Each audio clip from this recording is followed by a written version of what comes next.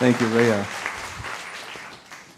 Friends, here in this church, we teach that the infinite one, God the good, has put a power, a force, a potential, an ability within each one of us. And as I was sitting there listening to Rhea sing, I heard the voice of Spirit saying, Jack, I have put myself inside of every living. God has put God's self within each and every one of us. And when we tap into that power, that force, that presence, that potential, that ability, that mojo, we can change the world. God has put God's self in every cell of our being, every organ in the body, every tissue. Why don't you just take a moment and acknowledge yourself? In your heart and in your lungs, in the liver, in the spleen, in the kidneys, God is there. The force is there. And when we come into the consciousness and stop looking for God outside of the self and begin to embrace God right here, oh my goodness, life gets sweet and our joy becomes complete. Last week we launched a series. Well, we didn't really launch a series. We just talked last week. We talked about this power, this potential, this ability to transform our lives, to transform our worlds, and this power, this potential, this ability that helps us to anchor heaven here on. Who's ready to wake up and do this work? Come on. You know, every Sunday, I'm like, God, we say the same thing every Sunday. The same message every Sunday, 3 times a Sunday. And we look the same message, looking for a different way to say it. But what's time? It's time for us to rise up, wake up, and use this power, be this power here on earth. It's the message about yourself, about the self. It's not about history, not about Buddha, not about Krishna, not about Jesus. It's not about Ramtha. It's not about not Mother Teresa. It's not about anybody else but you today. It's your story, my story. We come here every Sunday. I'm like, we preach to the preached to. We sang to the sang to. We pray for the prayed for. But it's time for, friends, it's time to upgrade. To step it up, that we become the ministers and the priests, that we become the agents through which God used, so that when the sick comes around you, you can touch them and say, be thou made whole. When the deaf or the lame comes in your vibration, you can say, be thou made whole today. You do it. You do it. We all have the same power. The difference is that most people don't realize it. They haven't learned to work it. And so we keep looking outside of ourselves for somebody else to do it. No, Doris, you do it. Ralph, you do it. You do it today. But that power, I wouldn't trade nothing for my God right now. And this consciousness. We called this power last week the power of mojo. Who remembers that? Anybody working with some mojo today? Did you work with some mojo? I don't believe you because you're saying it mighty weak like. Anybody working with some mojo? Who got some mojo in here? Now we know about the nojo too. Some working with the nojo. They're disillusioned thinking that it's mojo, but it's really some nojo. Now who are the mojo people in here? Come on, make some noise.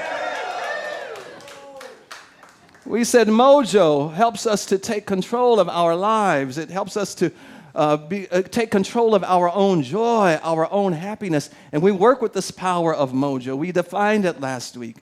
And as we consider this idea, this mojo, that there's no other human power, friends, no other power that can withstand the sustained efforts and energy of the power of mojo when we truly understand it and work it.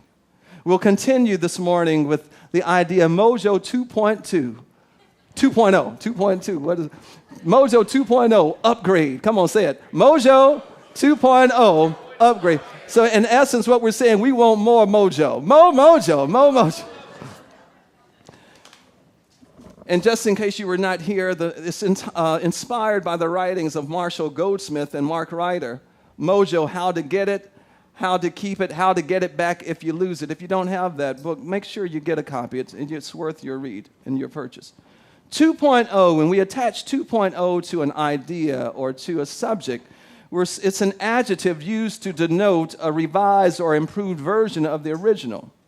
It is a second major version of something or an individual. So as we're saying Mojo 2.0, we're ready for more. We're ready for the next level. And maybe there's somebody in here, you're ready for the next level in your life, the next level in your relationship, the next level in your career, the next level in whatever aspect of living you are desiring. But Mojo 2.0 calls us to that. It calls us to get the mind and the heart, the soul ready to prime.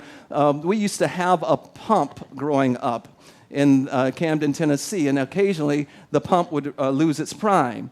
And we always kept water in the well house. We had a well, and the well has a pump. It pumps the water from 55 feet below ground, up the pipes, through the well, into the house underground. And when the pump would lose its prime, we had water there in the well house to prime the pump. And so we're called to prime the pump. Mojo 2.0 upgrade is our call to prime the pump, get the subconscious ready for more of this expression, more of this power to be expressed in our life, world, and affairs. Upgrade is a noun. As a noun means an incline going up. Come on, do the upward motion. It's an incline going up in the direction of movement. Come on, let's see it again. We're going up. This is important because so many people going down, going down fast. It's time to come up, y'all. Oh, this reminds me really. Years ago, I had a few jobs. Well, before I became, start ministry, and I was working as director of public relations and development, and I had to interview. I was over personnel for this private school, this academy, and I had to conduct the interviews. And I remember interviewing. Sometimes nonprofits that don't have the highest pay, they can't offer the highest salary. Is that an amen, Alethea? But we do what we can, And so I was interviewing these candidates for this particular position, this teacher's position. And there was this one lady, she was an attorney, and I interviewed her. Now, I knew the starting salary. And so when we got through all of, the preliminaries, we were talking about her credentials, her pedigrees, and all of that stuff. And, bottom line, you want to know, well, what's the exchange here? And so we start talking about salary. And she says, well, I'll just take whatever. I'm like, oh, really? You can't say that to Jack. And so I tossed out a number, and she looked at me, and she said, oh, no, brother, come on up. Come on up. And so I tossed out another number, Bill. And she said, come on up. And so I tossed out another figure. And she said, come on up, come on a little higher, come on. And so I exceeded the amount that was the starting salary. I'm just now seeing how far she's going to go. So I gave her the top dollar, a little bit, above what we had to offer. And she says, come on up a little higher. We're getting there, but we're not there yet. Come on up. Upgrade, Mojo 2.0 upgrade calls us to come on up a little higher. Step up your game and take it off the chart if you have to. Upgrade, to raise something to its highest standard, to raise something, to improve something by either adding or replacing particular components of it, to raise to its higher rank, to raise to its highest grade. Mojo, upgrade, to take it as high as your consciousness, your soul could actually rise. And if you've read the biblical narratives, anytime you read in the Bible of where Moses would go to the mountaintop, or where any of the prophets, Elijah would go to the mountaintop, or Elijah would go to the mountaintop, but Jeremiah or Ezekiel went down to the valley, but would go to the mountaintop, or even when you read about the master teacher Jesus going to the mountaintop. Oh, friends, it's just an indication that they were ready. They were going towards an upgrade. They wanted to be upgraded. Mountaintop in biblical literature is that high place in awareness, that high place in consciousness. I don't care if it's Mount Pisgah, Mount Nebo, if it's Mount Olives, Diamond Head, that mountaintop inside of every individual is the highest place of consciousness. Thank you for the amen. Where you know your oneness, even the dogs will shout, thank you for the amen. That high place in consciousness where we're truly in tune with the divine, and we don't have to walk around like we're just barely making it in life. Oh, when I see people like that, I just want to shake them. Barely making it. How you doing? I'm getting by. I'm getting by. How you doing? Oh, I'm just fair to middling. I'm going to be all right. What you mean you're going to be all right? Be all right now. Get all right now. Barely getting by. Got aches and pains. By God, everybody got aches and pains. Everybody got some trials. But what are you going to do with it? Overcome it. Get above it. Rise up. Upgrade. Why don't you hit your neighbor and say, it's time to upgrade? Upgrade says let go of all the complaining and all of the mumbling and murmuring and shucking and jiving and all of the gossiping. Everybody got stuff that we deal with. Everybody experiences it. Who has not had a trial? Raise your hand. Who has had a trial? Who's been through the fire? Who's been through the valleys? We've all had difficult experiences. We've all experienced disappointments. We've all been hurt at some level of being. But that doesn't matter. All that matters is what are you doing with it now? How have you used that as a stepping stone to upgrade you in life today so that your life gets better and you become a testimony? You become an example for others who are going through what you've been through. And you can tell them, don't worry, you'll come out of it. That's mojo for you. But this barely making it, I don't know if I can.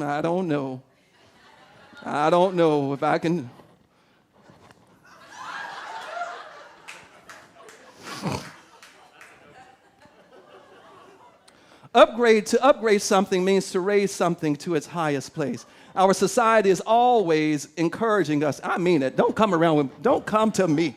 I will kick you out of my office. I'll give you two options. You either transform and upgrade or you get out of my office. I will not cater to that low mentality, low vibration. We've all been through stuff. And your stuff is no worse than mine. If I tell you some of the stuff I've been through, but it doesn't matter what you've been through, how did you get over it? That's the story. The world don't want to know what you've been through. Did you make it over? We used to sing a song, my soul looks back and wonder how I got over. How I got over. Abuse, how I got over. Disappointments, how you got over. The pain and the loss and the divorce and the sickness and the disease. Yeah, it doesn't matter. You might have been through it, but did you make it over it? Have you come over? And if you haven't made it over, keep pressing your way. Push. Keep pushing your way until you get your upgrade. Society is always encouraging us to upgrade, whether it's our wardrobe or upgrade our automobile, upgrade our shoes and our size, and upgrade our hair, and upgrade our cable TV and video games, upgrade our diet, self-improvement, upgrade our physical fitness. We're always getting messages to upgrade. Wireless providers are always sending us a message. Upgrade your phone. Get this new plan. Get this new, make this new connection. You need, what is it? I'm not really familiar with the 4G. I just know when I go to use my phone, I expect a connection. I don't know if it's 3, 4, 5, whatever it is. I just expect to get a connection. Then I just recently upgraded my phone. I really did. I upgraded it. I mentioned it. And, you know, the universe, it's really interesting. We have this wonderful relationship with the universe. The universe is always telling us and assuring us when it's time to upgrade. Telling us when it's time. For instance, now my iPhone 4 that I had, it was a gift. I've had it for many years. It was working just fine. I'm like, why do I need to upgrade it? I can make a call. I can get a call. The universe began to tell me, Jack, it's time to upgrade. And whenever the universe tells you it's time to upgrade in any aspect of your life, it's time to upgrade in every aspect. So the phone that I so enjoyed, my iPhone 4S, I could speak to Siri, and Siri would give me instructions, used to, but Siri stopped talking to me. I would go to talk to Siri, and Siri would say, who are you? I don't know your voice. And I have my MapQuest, I know I'm not the only one. I'm still learning my way around the island here, and I usually go about a 4-block radius of where I live and where I work, the house to the church, down to earth, Ross, Loving Hut. So I know and I don't require my MapQuest application for that. But when I go outside of my familiar zone, then I require my MapQuest application. And so the universe was telling me that it's time to upgrade when I went to use my MapQuest, and it used to talk to me, no longer talking, doesn't talk any longer. And then it won't even, if you go to hit start, it would just shut down completely. I'm like, well, come on, I'm stuck out here and I don't know where I am. I need to get back to someplace. How do I get there? Put it in, it just shuts down complete. That error message, something error. I'm like, well, wait a minute. You ever had that when you really needed something, you needed that information. You needed it right then and there, and then for whatever reason, it didn't come through. So I'm listening. I'm like, okay, God, I got you. I hear it's time to upgrade. And then another way the universe confirmed it was time for me to upgrade, someone sent me a phone, a brand new iPhone 6. I'm like, okay, I got it. I'll go and upgrade. But don't you know, it still took me because there's a natural tendency to stay where we are. Emily Cady talks about this in her book, Lessons in Truth, that chapter, Bondage or Liberty, which there's a natural tendency to stay in this place of that state of complacency. Friends, complacency breeds stagnation. And stagnation breeds death. It's just like still waters. If the water is not moving, what happens? Everything, mosquitoes, everything gets in the water and it becomes whatever. And that's the same thing. So as the universe was telling me it's time to upgrade, I was resisting it initially. It took me 4 weeks to actually activate my phone that I just did 2 days ago. This new phone. I was confessing with my old phone, and why don't you work? I'm trying to give you grace, show you grace and mercy. Come on. I prayed over it. I blessed it. I anointed it. And listen, I'm asking, oh, Lord, help me. Please help this phone. And God has already sent me a phone in the mail and gave me the money to get it activated, sent me the know-how, the instructions, and then put some people around me that could activate it. What more do you want, boy? So we're encouraged to upgrade. Upgrade. Upgrade Mojo we define as that positive spirit, that positive attitude, that positive energy, positive disposition that we direct towards what we are doing now that starts on the inside and shows up on the outside. It radiates to the outside. It's that positive spirit, that positive energy that we can stir up, as Paul told Timothy, to stir up on the inside. And friends, that positive energy can shift conditions, circumstances, and situations. That positive energy you can walk into a cold room. You work your mojo, you can feel that heat wave moving through. Or you can walk in a warm, hot room. You work your mojo, you can feel that cool breeze coming in. They say, oh, look at that. I feel something. That's the mojo at work. Then we talked about the opposite of that, and that's nojo, that negative energy, that negative disposition, negative attitude, negative spirit applied towards what we are doing now that starts on the inside and shows up on the outside. Now, how many of you encountered some nojo people this past week? Was it in the mirror? Now, be honest, we all have that in ourselves. I can admit, I have moments when listen, there's a natural pull now to nojo behavior, nojo thinking, a natural pull. It's all around you, all of the social forces, all of these images around TV, television, newspaper, all of the, nothing wrong. We give thanks for all of the media, forms of media. Yet when it's rooted in negativity, it's a pull, a constant pull to the negative aspect of life. Now I ask again, how many of you can acknowledge those nojo tendencies within yourself at times? Next Sunday, when we get to Palm Sunday, that's the whole aspect of that Jesus riding in on the donkey. That's the animal nature. The nojo aspect of being is the animal nature, that part of us that's untamed. It's rooted in sense consciousness, but it needs to be tamed so it will serve our highest good. And as we consider this idea very quickly, I was drawn to the book of Joel Osteen's book as we look at ways to upgrade our mojo. And I really appreciate Joel Osteen's ministry. And if you read the material, friends, it's everything It's all of the stuff that we teach and preach. Fresh start, the new you begins today. In his book, he offers ways that we can upgrade our mojo, that positive energy, that positive spirit. And the first of which, he says, in order to upgrade your mojo, you have to upgrade your consciousness about the goodness of God. And so he says, begin to look out for, or to expect, to anticipate, to recognize the goodness of God in your life, to expect it wherever you go. Some of you might have the gratitude journal. You keep gratitude journals? Or you just have a record of the blessings that you're grateful for, things for which you are truly grateful.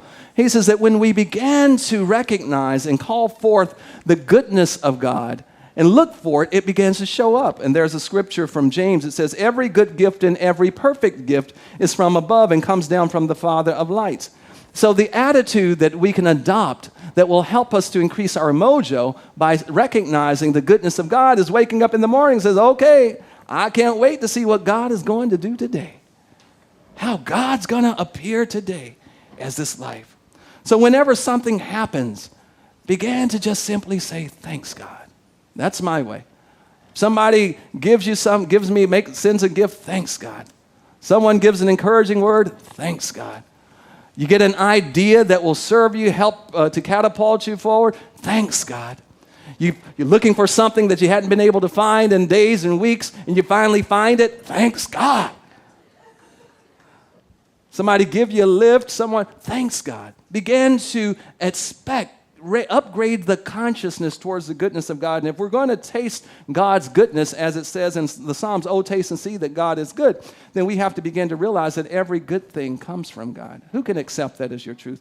Every good thing in our lives comes from the divine. And when I say God, it's bigger than this name that we call God, this energy, this presence, which reminds me of the story of the man who was driving around looking in a parking lot looking for an empty space, just driving around and around and around and around looking for an empty space. And he was so frustrated that he decided to pray. Now, you know it's really serious when we really go to prayer. And he says, oh, God, he says, I tell you what, if you'll give me a parking space, I promise to go to church every Sunday. And right then in that moment, immediately a car backed out of the space. The man drove into this parking space that just came available. And he says, never mind, God, I just found one. Friends, don't ever grow weary. Don't ever grow tired of giving thanks to God for the goodness and the blessings of God in our lives. And don't ever take it for granted. Don't take it for granted. And give the praise and give it when it's due. You know that of yourself you couldn't do it, you didn't do it, then give honor where honor is due, celebrate it. And that's what the scripture says when the master teacher says, if I be lifted up, I will draw all men, women unto me, boys and girls. Whatever we lift up, whatever manner of good we lift up, we upgrade, we raise, it will draw all corresponding manifestations unto us. You don't have to struggle for it. You don't have to strain for it. Most people are spending 98% of their energy laboring and toiling, trying to get to success, trying to make things happen. They're laboring, putting all of their energy, and only 2% in spiritual, mental efforts, where it says that all success, all achievement, all accomplishment, everything good is 98% of mental and spiritual energy and only 2% of physical labor. When we work this idea of upgrading our consciousness of God and begin to give thanks for the blessings, expect it, recognize it, and always give thanks for it, we'll see it. The other thing he says very quickly, wow, I can't do a part 3 next week because we have a guest speaker. Okay. So the third thing, very quickly, let me give you these next two, and I promise to close. All right, thank you. The third thing, release the negative experiences. Release it. Say no to the no-jos of life, to the no-jo experiences of life. And we have that ability. We can make the decisions. Yes, we might have had disappointments, setbacks. We might have had tests and challenges. There might have been things that just didn't go our way. Maybe you prayed for a change in the relationship. It didn't happen. Maybe you prayed for a loved one and it didn't come forth. Whatever, if there are disappointments, begin to release it and surrender it. Let it go. The past is no longer as important, friends, as our future and what's in our present moment, the gift. And it reminds me of the car. Most people who have a car, you have that big windshield in front, right? How many of you have a vehicle? Ralph got a brand new car. You had an upgrade. You got the big windshield right there. But then there's this little thing that we call a rear view mirror, which shows us the past. And friends, it's there for a reason. It's to remind us that what's behind us is now behind us. Yeah, you might look, but don't stay focused on it. Keep your eyes on the big picture there. And let those things that have happened, disappointments, surrender them, let them go, and bless them. Give thanks for them. Is that the second or third thing? Well, this is the last thing, whatever that was. Come on, Alethea, we're going to help me wrap it up.